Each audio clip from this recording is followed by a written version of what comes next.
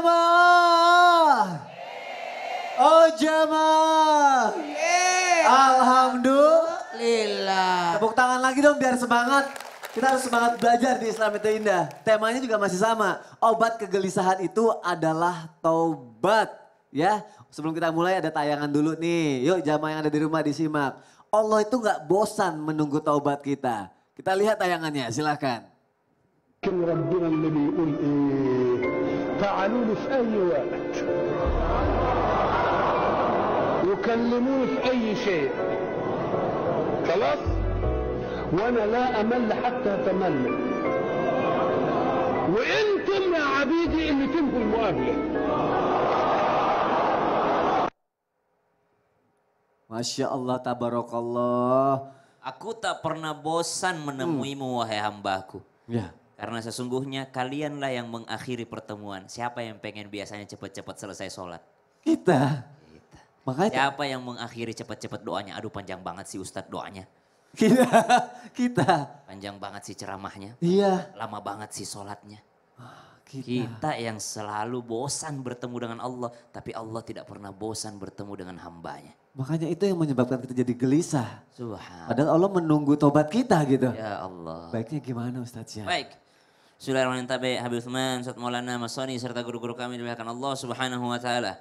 Al-Qur'an surah Al-Mu'minun ayat 99 sampai 100. A'udzu billahi minasy syaithanir rajim. Hatta idza jaa ahadahumul maut qala rabbi irji'un la'alli a'malu salihan fima taraktu kalla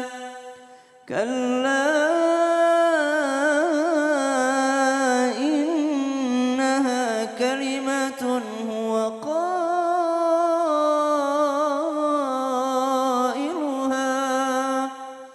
ومن ورائهم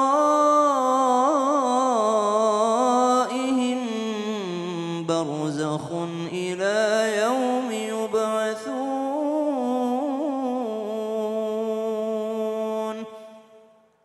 Ayat tadi menceritakan tentang keadaan orang yang telah meninggalkan alam dunia ini menuju alam barzakh. Mereka berkata, Rabbirji'un, wahai Tuhan, aku pengen kembali lagi ke dunia. Aku pengen kembali lagi ke dunia. La'alli a'malu salihan fima tarakt. Barangkali ketika saya kembali ke dunia, saya bisa mengerjakan amal soleh yang saya tinggalkan. Lihat betapa menyesalnya orang yang masuk ke alam barzakh lalu ada amal soleh yang ditinggalkan. Apalagi orang yang belum bertaubat. Ini menggambarkan selama kita masih ada di alam dunia. Selama Allah memberikan kesempatan kita hidup di dunia ini. Berarti selama itu pula Allah senantiasa siap sedia membuka pintu taubatnya bagi siapapun yang mau bertaubat. Coba kita lihat para nabi Allah Subhanahu wa taala. Nabi Yunus alaihi salam doanya tentang taubat. La ilaha illa anta subhanaka inni kuntu minadh dhalimin. Ayahanda kita Nabi Adam alaihi salam doanya tentang taubat. Rabbana zalamna anfusana wa illam taghfir lana wa tarhamna lanakunanna minal khasirin. Nabi paling mulia Sayyiduna Muhammadin sallallahu alaihi wasallam doanya tentang taubat. Astaghfirullahalazim alladzi la ilaha illa huwal hayyul qayyum wa atubu ilaih. Bahkan ada Allahumma anta rabbi la ilaha illa anta khalaqtani wa ana abduka wa ana ala ahdika. Mereka semua mementingkan doa tentang taubat. Kenapa? Karena senantiasa Allah membukakan pintu taubatnya. Padahal mereka nabi Allah. Ya. Mereka adalah orang-orang yang terjaga daripada maksiat dan dosa. Tapi mereka senantiasa kembali kepada Allah. Karena mereka tahu Allah itu senang sekali sama orang yang bertaubat. Dan senantiasa membuka pintu taubatnya bagi siapapun yang datang. Kapanpun. Kapanpun. Berarti terjawab ya Bu Hasanah ya. Kapan kapanpun Allah menunggu tobat kita gitu ya. Betul, makanya dikatakan ada yang mengatakan hari apa yang paling mulia, ada yang mengatakan ini perkataan Sayyidina Ya. Ali. Hari yang paling mulia hari Lailatul Qadar, ada yang jawab gitu kata Sayyidina Ali, bukan. Hari yang paling mulia adalah hari di mana engkau beramal soleh bertaubat di dalamnya. Masya Allah. Jadi mau Ramadan pun kalau nggak taubat di dalamnya nggak jadi mulia. Nggak jadi Ramadan bagi mulia. dia. Masya Allah. Terima kasih Ustaz Syam Iya. untuk penjelasannya. Tepuk tangan lagi untuk kita semua. Terima kasih ya. Untuk jamaah juga yang sudah datang ke Islam itu Indah. Yuk kita masuk ke segmen Tanya Dong Ustadz. Kami semua tanya dong Ustaz. Masya Allah, tabarakallah. Yang mau nanya boleh angkat tangannya. Iya, sebelah sini dulu deh. Nah, ibu nih. Ibu kelihatannya banyak masalah. Enggak, silakan dideketin Ibu itu mic-nya. gak banyak masalah, Tapi, banyak umur. oh, banyak umurnya, benar-benar. Amin. Mau nanya apa, namanya siapa? Assalamualaikum. Gitu. Assalamualaikum warahmatullahi wabarakatuh. Waalaikumsalam warahmatullahi wabarakatuh. Perkenalkan nama saya Hajjah Nani Minarni dari Majelis Taklim Al-Madad Kabupaten Tanah Bumbu Provinsi Kalimantan Selatan. Ingin bertanya dengan Ustadz Maulana. Baik, Oh, ayo. pas banget. Kenapa? Karena saya seukuran. Oh iya, sama ya. Mau nanya apa Ibu Hajah? Assalamualaikum Pak Ustadz. Salam, silakan masuk. Enggak, bukan bertamu, mau nanya. Ingin bertanya Pak Ustadz masalah saya punya dosa. Mungkin banyak dosa saya. Banyak. Main jawab aja banyak. Sering melakukan sembahyang tobat. Ya. Tobat. Tapi waswis mungkin setan atau bagaimana, mohon penjelasannya Pak Ustadz. Sebelum dan sesudahnya kami ucapkan terima kasih. Kami akhiri dengan wabillahi taufik wa hidayah. Assalamualaikum warahmatullahi wabarakatuh. Waalaikumsalam warahmatullahi wabarakatuh. Tepuk tangan dulu, bagus banget. Masya Allah. Langsung dijawab Ustadz. Ibunya Aku waswis. jawab saja. Ya. Satu hal buat kita, izin Habib dan Sasam. Ketahuilah, alhamdulillah, kalau kita mengakui banyak dosa itu bagus. Berarti sadar. Yang tidak bagus itu tidak sadar punya dosa. Tapi gimana ya Ustadz? Ketika kita sudah tobat, tapi kita dibayang-bayang sama setan. Yang bahayanya itu ketika kita merasa aman dari dosa. Itu bahaya. Makanya ketika orang berdosa itu, ciri-cirinya kalau dia sudah diampuni, kalau circle-nya sudah bagus. Lingkungannya sudah bagus. Orang-orang yang bersama dengan bagus. Itu caranya. Tanda-tanda orang diterima tobatnya, tanda-tanda, pokoknya gini. Nanti kamu. Itu kan setan kan begitu. Paling amannya jalani dengan ini. Yang pertama, kelihatan dia, orang-orang yang dekat dengan dia adalah orang-orang yang membawa dia pada jalan yang baik. Ikut majelis taklim, bagus itu. Apalagi yang kedua, mau tahu? Semangat dalam beribadah. Semangat.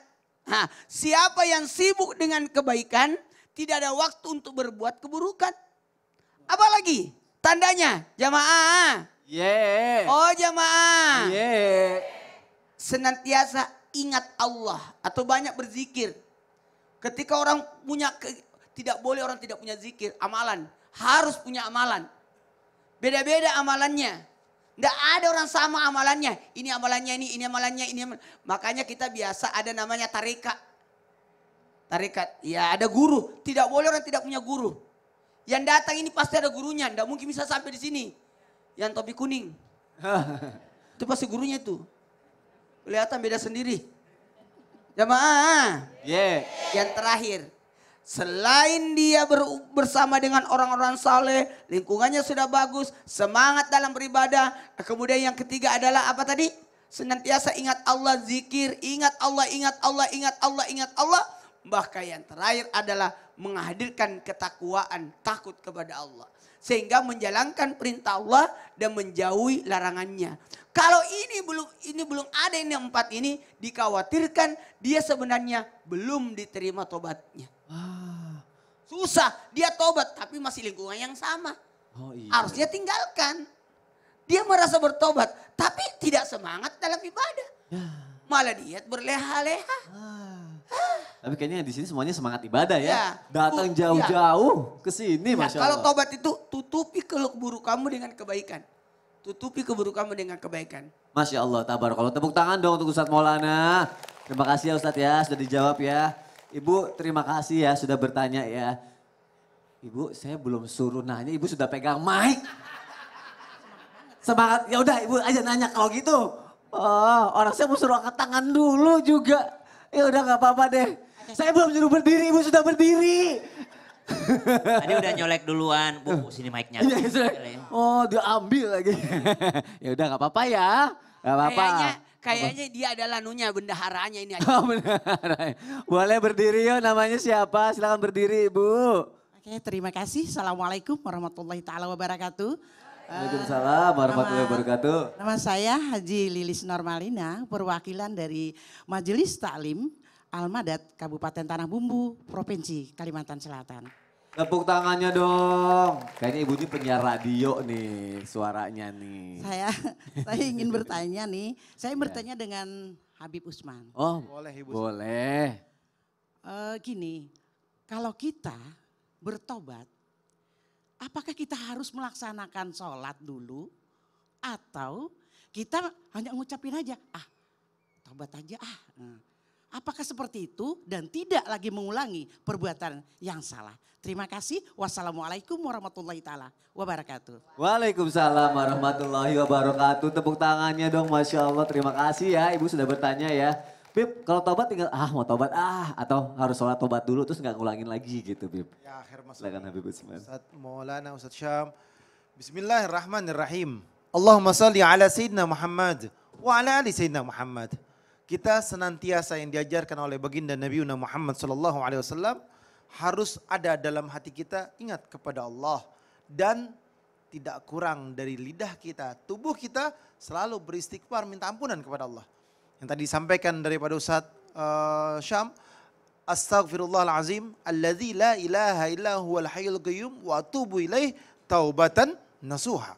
Ketika dia minta ampunan kepada Allah dan berharap akan pertolongan Allah dan berharap akan diterima taubatnya oleh Allah Subhanahu wa taala. 4 mazhab sepakat sebagaimana hadisnya baginda Nabi Muhammad sallallahu alaihi wasallam dijelaskan di dalam hadis riwayat Tirmizi bahwasanya setiap hamba atau salah seorang daripada hamba ketika dia berdosa maka dia minta ampunan kepada Allah Subhanahu wa taala dengan cara dia ngambil wudu, dia ngambil air wudu, selesai dia ngambil wudu, dia sholat 2 rakaat.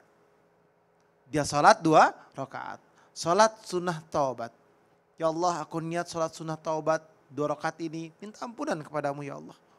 Aku gak akan mengulangi perbuatan dosaku. Dan aku berharap akan pertolonganmu ya Allah. Dan jadikanlah hamba, yakni saya atau kami, jadilah kita manusia yang diterima taubatnya oleh Allah Subhanahu wa taala. Usolli sunatan taubah rakaat ini mustaqbil kiblati adaan lillahi ta'ala. Aku niat sholat taubat 2 rakaat kepada Allah Subhanahu wa taala dan berharap ya Allah ampunin dosa-dosaku. Dia sholat taubat 2 rakaat. Dia baca apapun sebisanya surat-suratnya. Gak apa-apa, baru bisa cuma inna atau inna gak jadi masalah. Baru bisa kulhu lagi gak apa-apa. Yang penting dia berusaha untuk bertaubat minta ampunan kepada Allah. Sholat 2 rakaat. Di sujud terakhirnya dia minta ampunan kepada Allah, diingat perbuatan dosa. Ya Allah, hamba ini ternyata ya Allah salah selama ini. Hamba bermaksiat, hamba melakukan zina, judi, khamar, dan nipu orang. Ya Allah, taubatan nasuha ya Allah. Habis ini saya temuin orang itu, ya Allah minta ampunan dan minta maaf sama orang itu. Jadi taubat kepada Allah ada hablum minallah, ada hablum minannas. Dia taubat kepada Allah, ya Allah sampai netesnya air mata gak mau ngulangin lagi. Nanti air mata kita itu akan menjadi saksi. Di mana? Nanti dalam mizannya Allah Subhanahu wa taala sebagai hamba yang bertaubat. Minta ampunan kepada Allah dalam waktu sujudnya, ingat semua dosa-dosanya. Ya Allah, terimalah taubatku hari ini. Ya Allah, aku gak akan ngulangin lagi. Kami menyesal ya Allah. Berapapun usia Anda, ketika Anda bertaubat kepada Allah, sungguhnya Allah Ghafurur Rahim. Allah Maha Pengampun dan Maha Penyayang. Minta ampunan sama Allah. bertobat dengan sebaik-baiknya, selesai dia sholat, insya Allah dia diampunin dosa-dosanya oleh Allah Subhanahu wa ta'ala. Inilah kita hamba Allah yang bertobat, yang selalu minta ampunan kepada Allah. Dimanapun kita berada, jadikan diri kita ini adalah hamba dan tidak mempunyai kekuatan kecuali kekuatan Allah. Ya Allah, terima kasih Habib untuk penjelasannya. Semoga Allah mengampuni dosa-dosa kita. Amin ya robbal alamin. Terima kasih ya Ibu sudah bertanya. Kalau bertaubat bisa menghilangkan kegelisahan. Kalau sedekah bisa nggak Ustadz Maulana? Bisa dong, karena sebenarnya orang pelit itu menahan hartanya. Orang pelit itu mendapatkan kegelisahan. Makanya kalau mau tidak gelisah, yuk kita sama-sama bersedekah yuk. Ada donasi nih yang diantarkan oleh CT Arsa Foundation. Dan atas apapun donasinya itu semua dibagikan. Tidak ada, pokoknya ongkosnya ditanggung oleh CT Arsa Foundation. Yang terus berupaya memutus mata rantai kemiskinan melalui pendidikan yang berkualitas dan kesehatan yang optimal. Maka kami mengajak kepada siapapun yang peduli dan ingin turut berkontribusi meringankan beban mereka melalui doa dan sedekah yang terbaik. Dengan cara men-scan QRIS CT Arsa Foundation di bawah ini. Langsung aja untuk pendidikan dan juga kesehatan ya. Kalau gitu jangan kemana-mana, tetap di Islam itu Indah. Jamaah oh jamaah, alhamdulillah.